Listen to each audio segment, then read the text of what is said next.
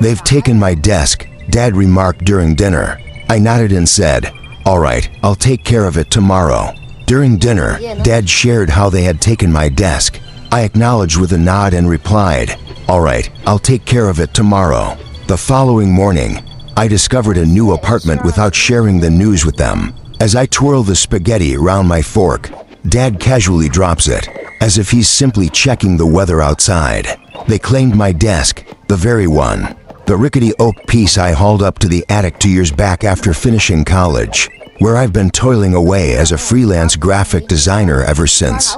My stomach twists, yet I muster a smile, one that fails to light up my eyes, and I say, "All right, I'll take care of it tomorrow."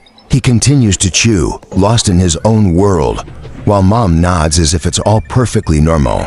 And Jake, my 17-year-old brother, flashes a smirk from across the table.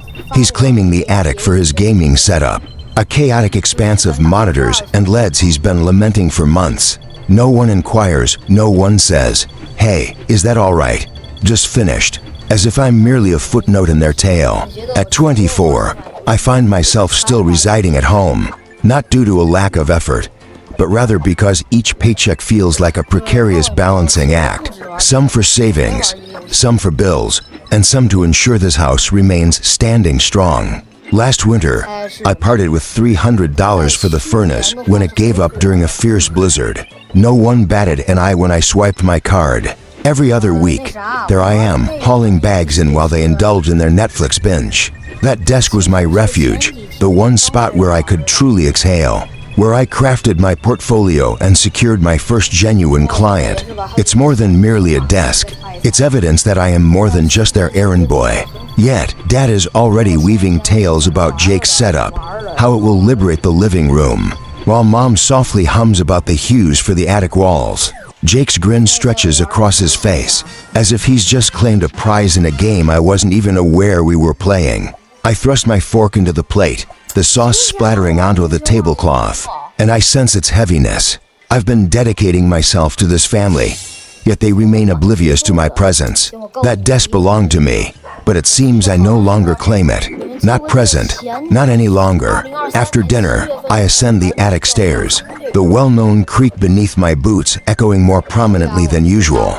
Before me lies a desk, a tapestry of creativity woven from sketchpads, a chipped coffee mug, and my laptop, still alive with the echoes of a logo I had been perfecting. I sink into the chair, eyes fixed on the screen, yet my thoughts are a whirlwind. It's not merely the desk they're claiming, it's all that I've given to them. 2 years back, I chose to remain at home, focusing on saving up and transforming my freelance endeavor into something substantial. Yet, I have played a role beyond that of a mere tenant. I've been the one to mend their troubles, the source of their funds. Last month, I dedicated hours to the task of unclogging the printer after Jake had a mishap while trying to print cheat codes. Never a thank you. Prior to that, I found myself driving him to soccer practice twice a week, using up precious gas I could hardly afford. All the while he was lost in the world of TikTok in the passenger seat. What about Dad's phone bill? This year, I've ventured into this tale 3 times, drawing from my savings each time. He let the payment slip his mind. I glide my fingers along the desk's worn edges, feeling the stories etched into its surface. This is where I secured my first significant contract, a branding project for a local cafe that covered half of my rent dreams. It was a place where I poured my thoughts onto paper late into the night, headphones on, shutting out the tumult below. To lose it feels as though they are chipping away at the very essence of what I have held dear. I have reached my conclusion. The realization strikes with a sudden intensity, cutting through the air like the clean break of a pencil lead. With a swift motion, I reach for my phone, summon a budgeting app, and begin to calculate. I've gathered a sufficient amount for a deposit, perhaps enough to last 6 months if I exercise caution. Time to seize the day and embrace the adventure ahead. It is the moment. The following morning, I forego breakfast. The kitchen buzzes with Jake's exuberant tales of his new setup, while Mom's dishes clatter in a rhythmic dance. I find myself in my vehicle, instead, perusing rental listings. In the heart of downtown, there lies a quaint little studio, just 100 square feet in size. Yet, it boasts a charming window and a cozy corner perfect for my desk. $800 a month, with utilities additional. My heart races as I send the email to the landlord, attaching my portfolio for. Provide the necessary documentation of your earnings, and then proceed to submit.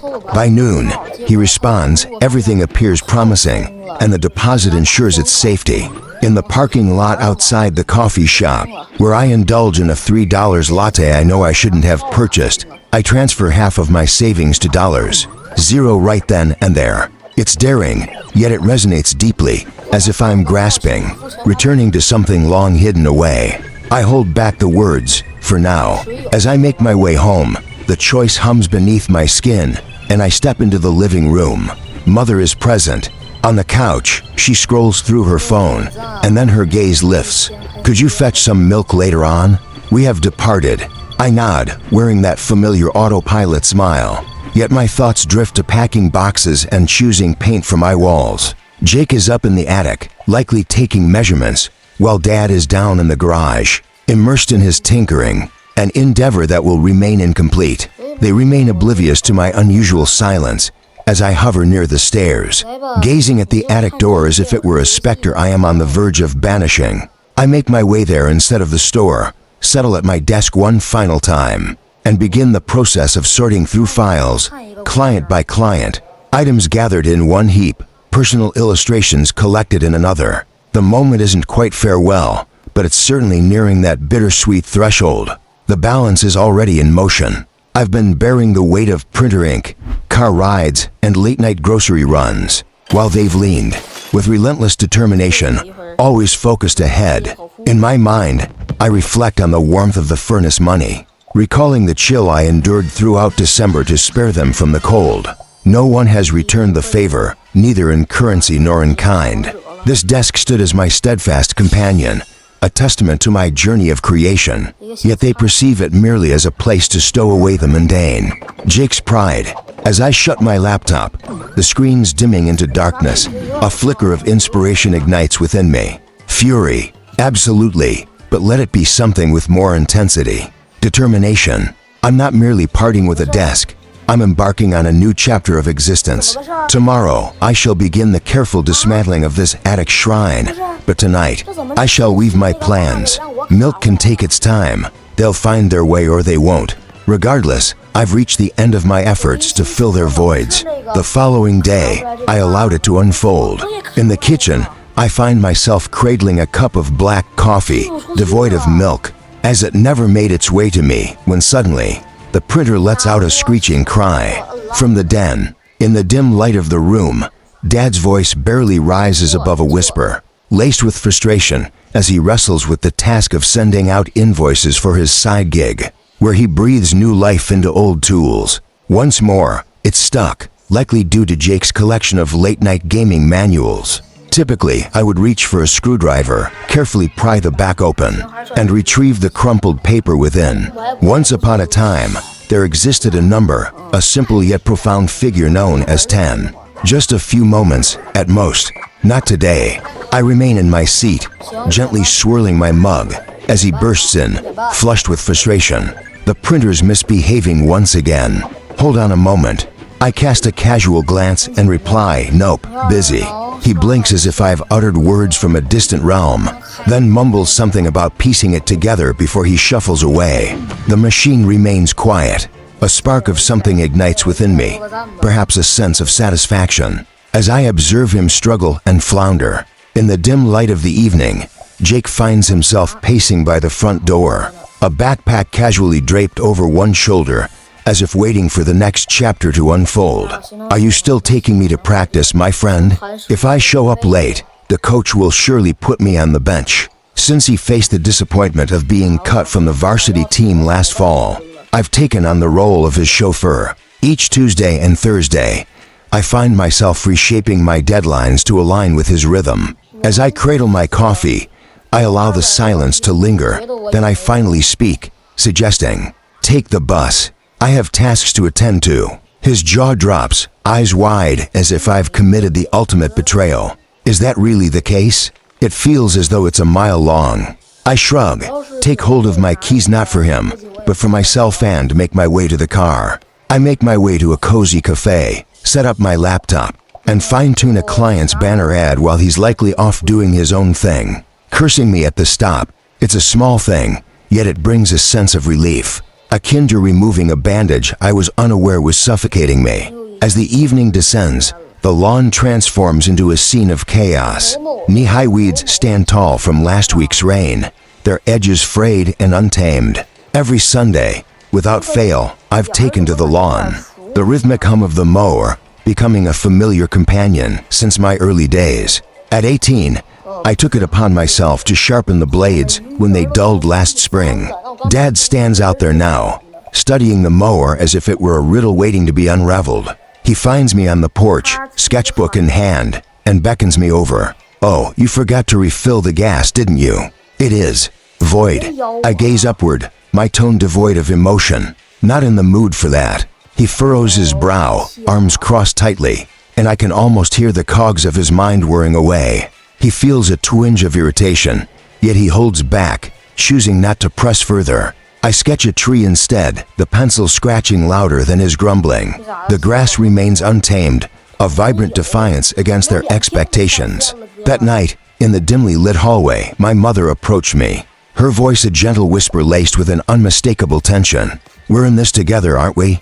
Time seems to be slipping away, with Jake running late and Dad feeling the weight of stress upon him. "You have consistently offered your support." With her phone tightly in hand, she seems to be racing against time, likely late for an important Zoom call with her boss. I've reset the router for her a dozen times, committed the tech support script to memory. I nod, donning the same practiced smile I've carried for years, and reply, "Yes, I understand." Yet, I remain still. She pauses, then withdraws to her office, the Wi-Fi still unreliable. I ascend the staircase, gliding past the attic where my desk remains undisturbed, and secure my bedroom door behind me. The hush envelops the air, alive with an unfamiliar energy. Not guilt, not yet, but an exhilarating sensation I can't quite define. They are beginning to take notice, though the meaning eludes them. Father's hands clumsily navigate the unfamiliar tools, a dance of confusion and determination. Jake's lamenting about the trials of public transit.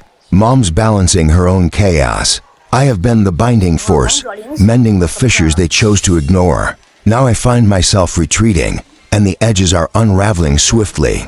I remain silent regarding the lease. In my pocket, I hold the keys, treasures I gathered on that fateful afternoon.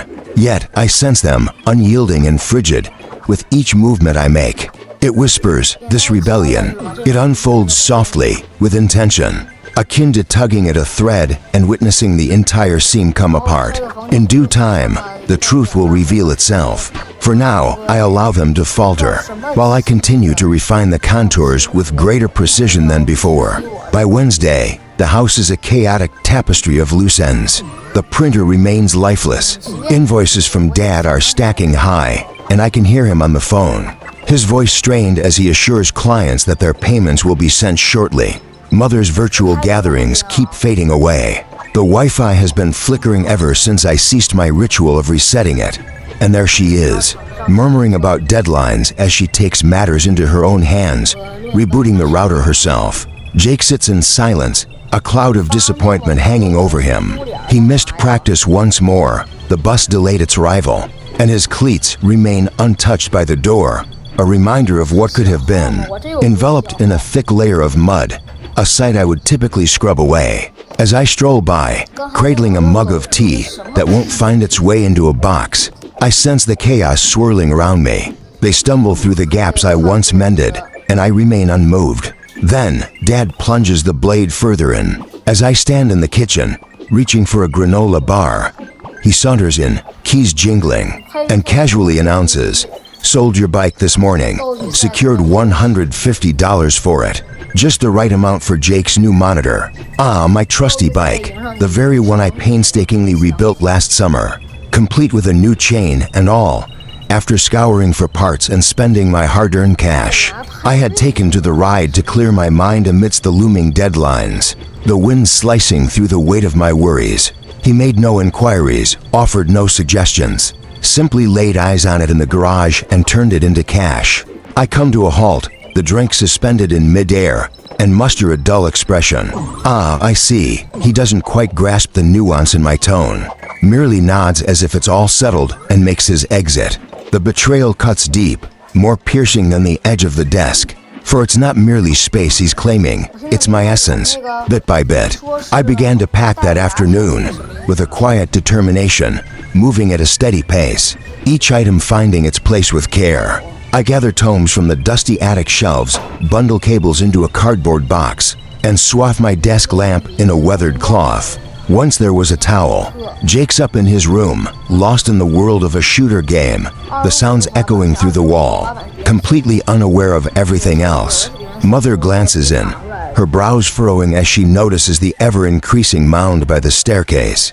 With a hint of uncertainty, she inquires about the organization. I acknowledge something akin to that and continue onward. She hangs back for a moment, then departs, as if she feels the change in the air but lacks the words to express it.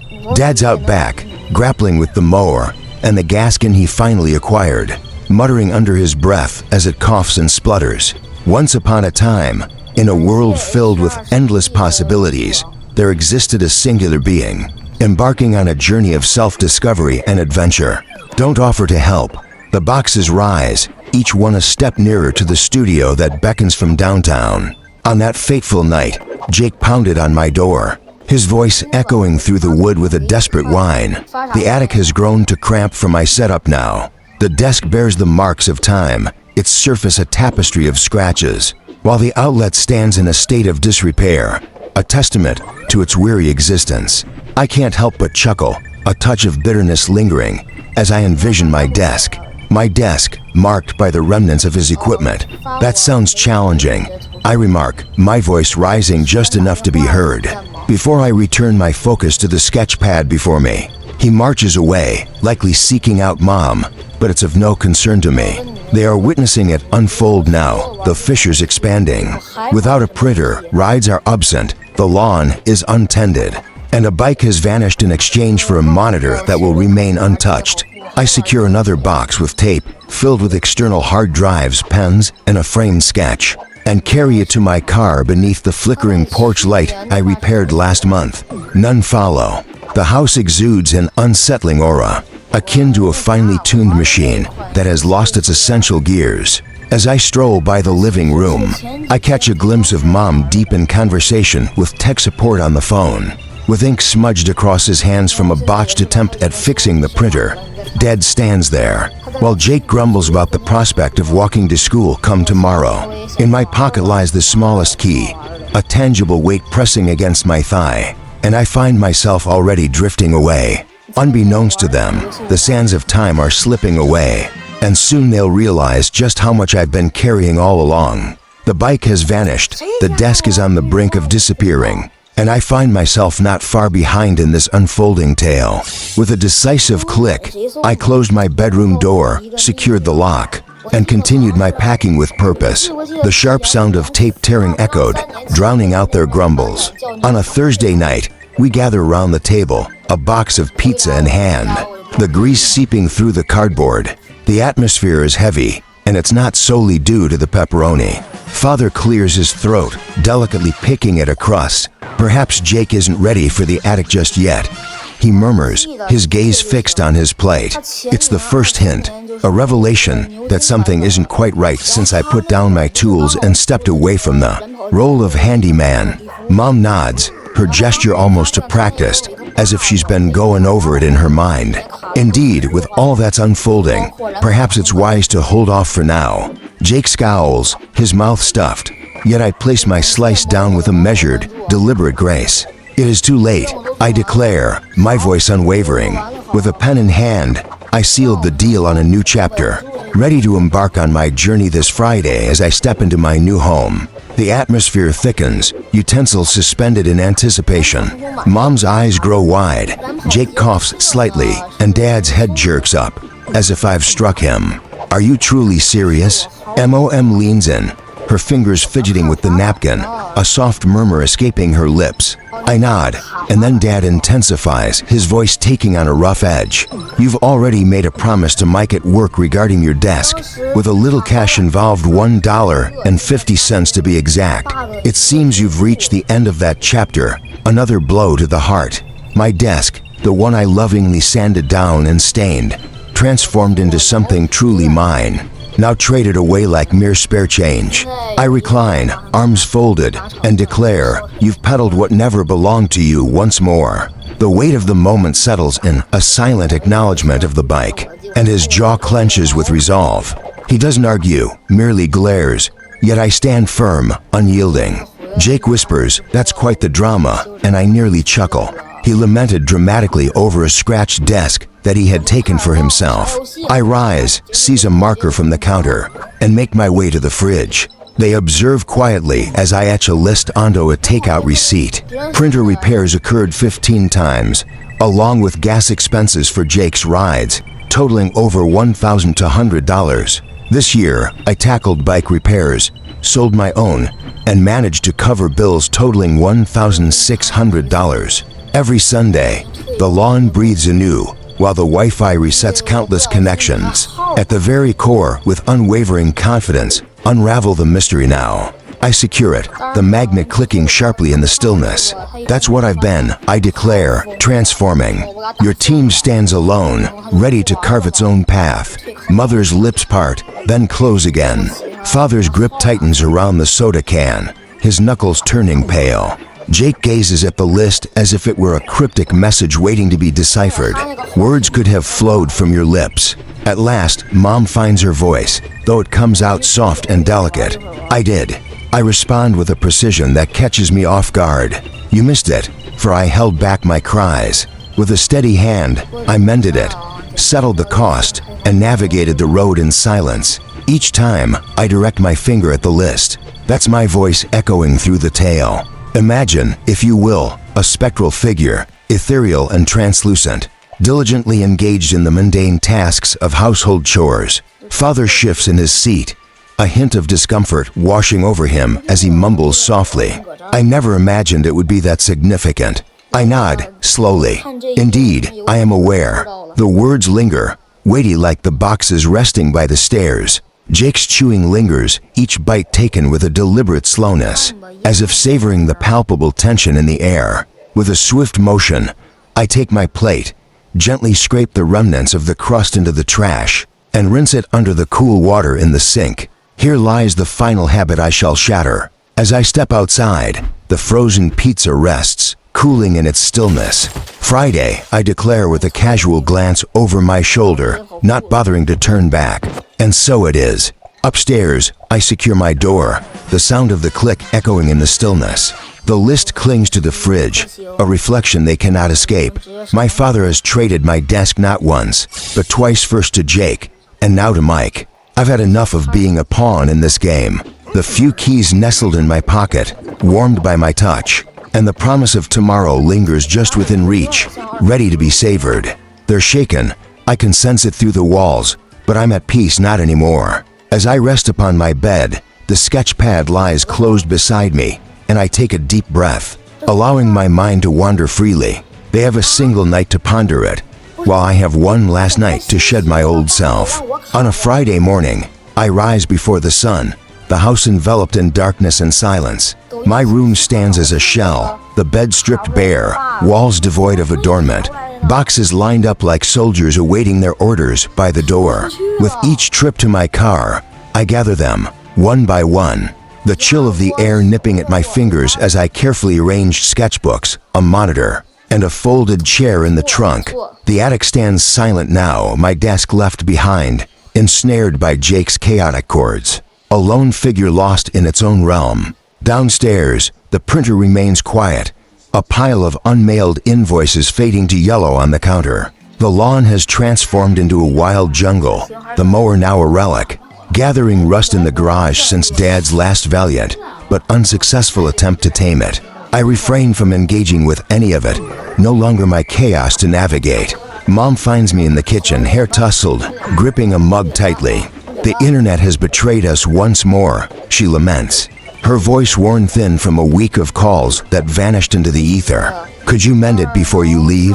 I halt, cereal box clutched in my hand, and lock eyes with her. Look it up, I suggest, as I fill a bowl. She recoils, as if I've cast a spell upon her, then gives a reluctant nod and drifts away. I stand and eat, the crunch echoing in the quiet, while the Wi-Fi blinks red in the corner. Jake lies in slumber, likely lost in dreams of a monitor that eludes his grasp. In the den, father sits, softly grumbling to himself as he fumbles with a toolbox that feels foreign in his hands. I rinse my bowl, leaving it in the sink. Another thread cut, and I reach for the last box. Outside, the porch light dances with a hesitant flicker, casting a softer glow than before. This year, I've replaced it twice. Bulbs I purchased with my own hands, yet it's fading once more, sending out a faint SOS in the early light of dawn. I load the car, the trunk slamming shut with a resounding thud that reverberates in the air. Dad steps out, arms crossed, squinting at me as if I'm a riddle he's weary of unraveling. Do you truly believe this is the end of the tale? He inquires, a rough edge to his voice. I rest against the hood, the keys clinking softly in my grasp. For years, you've been charting your own course, I say. I believe I can handle my own. He furrows his brow, his mouth parting, and then sealing shut, as if the words have vanished, leaving no room for debate. The list clings to the fridge, its edges curling like whispers of a past he cannot shake off. As I settle into the driver's seat, the engine purrs softly, and I cast a glance over my shoulder. The house appears diminished, weary from the burden it bears. Trash cans brimming with neglect, muddy cleats abandoned by the entrance, and a lawn that has claimed the walkway as its own. In the dim light of the attic, Jake's silhouette dances against the window, likely awake now, gazing at a desk that will forever remain unappreciated. As I drive away, the tires crunch against the gravel, and I choose not to glance back in the rearview mirror. The path unfolds before me, serene and boundless, guiding me to a sanctuary that belongs to me. 400 square feet of unbridled creativity, a portal to my workspace, a solitude I need not reveal.